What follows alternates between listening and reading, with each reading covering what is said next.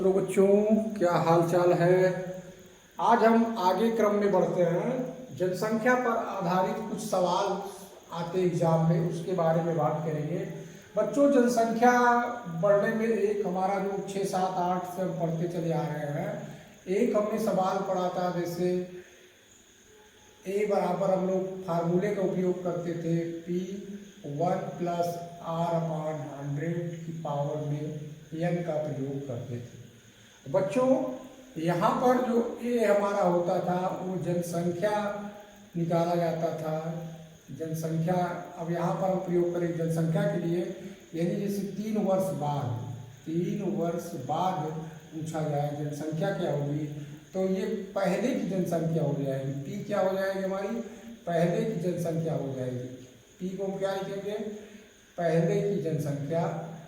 और जो है आर हमारा क्या हो जाएगा, आर हमारा दर हो जाएगा, कितना प्रतिशत से बढ़ रहा है, बटे 100 की पावर n जो हमारा होगा वो समय हो जाएगा। तो इस टाइप के सवाल अगर आते हैं जनसंख्या में, जैसे हम क्वेश्चंस की बात करें बच्चों, क्वेश्चंस में हम क्या देखेंगे कि मान लेते हैं कि जनसंख्या हमारी कितनी थी, जनसंख्या हमारी थी कुछ हम एक एग्जाम्पल्स ले लेते हैं, छोटा सा मानते हैं जनसंख्या 1000 थी और दर जो है बढ़ने की दर जो है, बढ़ने की दर वो दे रहा है 10% दे रहा है। और 2 वर्ष बाद कितनी होगी, 2 वर्ष बाद कितनी हो जाएगी। तो बच्चों, इस टाइप के अगर सवाल आते हैं तो इस फार्मूले में हम रख लेंगे, तब हमारी जनसंख्या जो होगी, जनसंख्या जो लिखा जाएगा, जनसंख्या कितना लिखा जाएगा, पी का मान हम लिखेंगे 1000 और 1 प्लस दर हमारा हो जाएगा 10/100 की पावर n जो रहेगा हमारा समय, यानी 2 साल हो जाएगा। तो इस तरह से हम सवालों को कैलकुलेशन करके लगा लेंगे। अब बच्चों, मान लीजिए दर की बढ़ने की दर हो रहा है, तब हम प्लस कर लेंगे। अगर घटने आ जाएगा, घट रही है, घटने की दर लिखा जाएगा, तब हम लिखेंगे a बराबर p, लिखेंगे 1 प्लस के स्थान पर क्या लिख लेंगे, 1 माइनस r/100 की पावर n लिखेंगे। तो बच्चों, हमारा 2 टाइप के जनसंख्या में सवाल मिलते हैं, एक प्लस में एक माइनस में, 2 टाइप के सवाल मिलेंगे। अब इसमें मान लीजिए बढ़ने की दर है तो हम प्लस का प्रयोग कर रहे हैं, अगर घटने का है तब हम माइनस का प्रयोग करेंगे, तब हमारी जनसंख्या निकल आएगी। तो ये बच्चों हमारे 2 टाइप के सवाल इस तरह के एग्जाम में पूछे जाते हैं।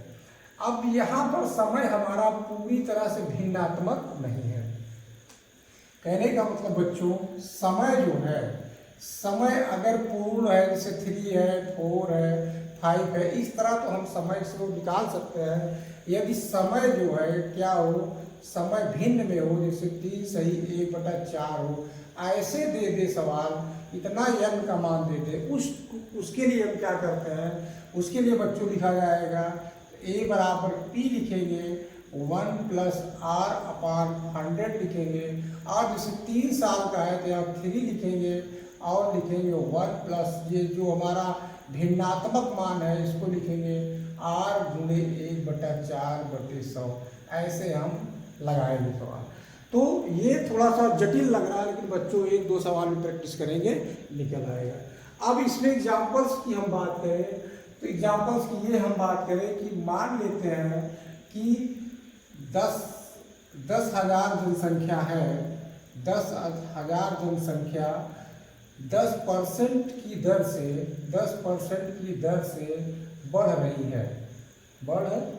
है और हमें कह रहा है कि 2.5 वर्ष में बताइए, कितने वर्ष में बताना है, 2.5 वर्ष में बताइए।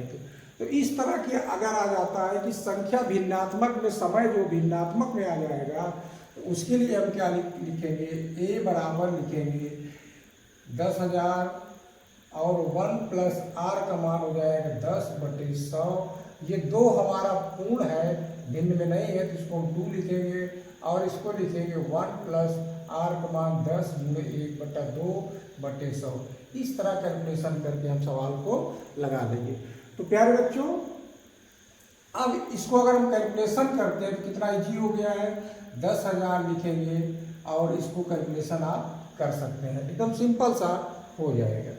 अब इसमें और एक टाइप का क्या होता है कि मान लीजिए बढ़ रहा है फिर घट रहा है या तो क्रमानुसार बढ़ता चला जा रहा है।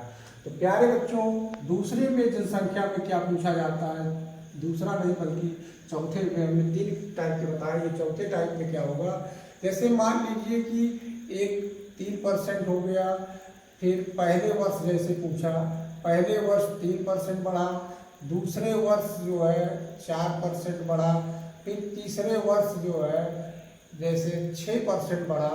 तो इस तरह के सवालों के लिए बच्चों हम क्या लिखेंगे, ए बराबर जब लिखेंगे बी लिखेंगे, पोस्ट में क्या लिखेंगे, अब यहाँ पर 1+ का प्रयोग नहीं करेंगे, 1+ का प्रयोग नहीं करेंगे। तो प्रथम वर्ष, द्वितीय वर्ष, तृतीय वर्ष में इस तरह दिया है तो पी गुणे करके हम लिखेंगे, जैसे बढ़ रहा है तो लिखेंगे 100 + 3/100, फिर गुणे लिखेंगे 100 + 4/100, फिर लिखेंगे गुणे 100 + 6/100।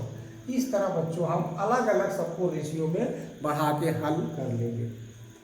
अब इसी में हम आगे अगर देखें, अगर जैसे सब ये तीनों बढ़ रहे हैं तो बढ़ने में हमने प्लस कर लिया। अगर इसी में इस तरह दे दें कि अगर जनसंख्या जो है एक वर्ष बढ़ रही है दूसरे वर्ष घट रही है, जनसंख्या क्या हो रही है हमारी, एक वर्ष बढ़ रही है। इससे पहले ये कहा जाए कि 4% बढ़ा और दूसरे वर्ष 3% घटा, दूसरे वर्ष 3% घटा। तो इस तरह में जब हम जनसंख्या को निकालेंगे तो बच्चों कैसे निकालेंगे, जनसंख्या जब निकालेंगे तो लिखेंगे पी गुणे लिखेंगे, प्लस वाले में जोड़ देंगे और माइनस वाले में घटा देंगे, 97/100 हो जाएगा। तो इस तरह हम सवालों को लगा लेंगे। तो एग्जाम में यही 5 टाइप के सवाल जो है आते हैं। तो बच्चों इसको अगर आप प्रैक्टिस करोगे तब आराम से निकल आएगा।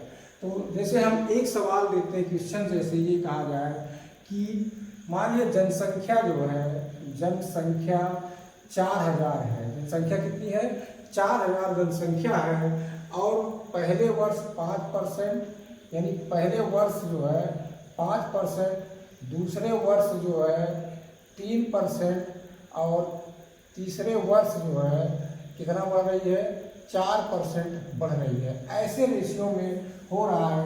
तो इसको लगाने के लिए हम क्या लिखेंगे, जनसंख्या हमारी कितनी हो जाएगी, तो जनसंख्या क्या हो जाएगी 4000 गुणे पहला वर्ष 5% बढ़ा तो 105/100 हो जाएगा, दूसरे वर्ष 3 वर्ष बढ़ा तो 103/100 हो जाएगा, फिर तीसरे वर्ष 4 बढ़ा तो 104/100 हो जाएगा।